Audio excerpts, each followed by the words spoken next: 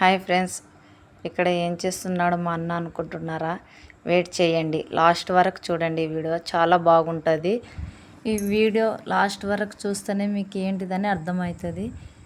ఇక్కడ మా అన్న ఏం చేస్తున్నాడంటే మా అమ్మ పాద పూజ చేస్తున్నాడు.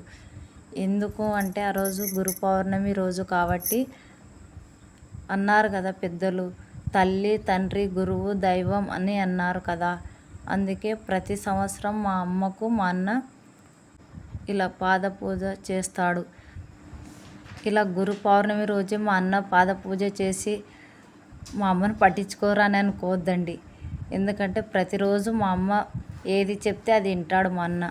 అట్లాగని మా వదినను కూడా ఇది చెయ్యడు. మా అన్న, మా వదిన, మా అమ్మ అందరూ కలిసి మంచిగా ఉంటారు ఇంట్లో. మా అమ్మ తర్వాత అమ్మ మా వదినమ్మ.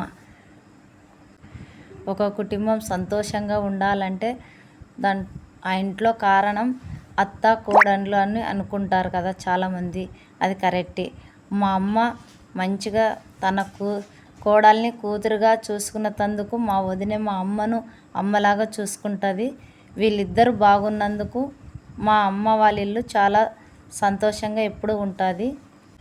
మా అమ్మను, మా వదినమ్మను, మా అన్నను చూసి మేము చాలా విషయాలు నేర్చుకుంటాము. ఎవరిని ఎక్కువ మాట్లాడము. పెద్దలన్న గౌరవమే మాకు. ఇప్పుడు ప్రస్తుతం మా అమ్మ మహారాణి, తర్వాత నెక్స్ట్ మా వదినమ్మ మా ఇంటి మహాలక్ష్మి. ఎప్పుడు సంతోషంగా ఉండాలని మేము కోరుకుంటాము. ఎప్పుడు కూడా మా వదినమ్మ మమ్మల్ని కూడా బాధ పెట్టదు. ఎందుకంటే ఆమెకి ఎంతమంది కూతుర్లు తెలుసా? 5 మంది కూతుర్లు, మళ్ళీ మేమిద్దరం, మా అక్క, నేను. మమ్మల్ని కూడా సొంతం బిడ్డలాగా చూసుకుంటుంది. అందుకే మా వదినమ్మ అంటే కూడా మాకెంతో ఇష్టము. ఎప్పుడు మా వదినమ్మని మేము బాధ పెట్టేది లేదు. మా వదిన మమ్మల్ని బాధ పెట్టదు. ఇది మా కుటుంబం విశేషాలు. అంతా బాగానే చెప్తున్నావు కానీ మాకెందుకు చెప్తున్నావు ఇంత సోది అని అనుకుంటారు. కానీ అలా అనుకోకండి.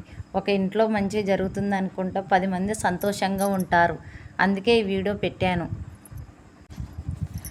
ఒక కుటుంబం చాలా సంతోషంగా ఉండడానికి కారణం అత్త, కోడళ్ళు, ఆడపడుచులు.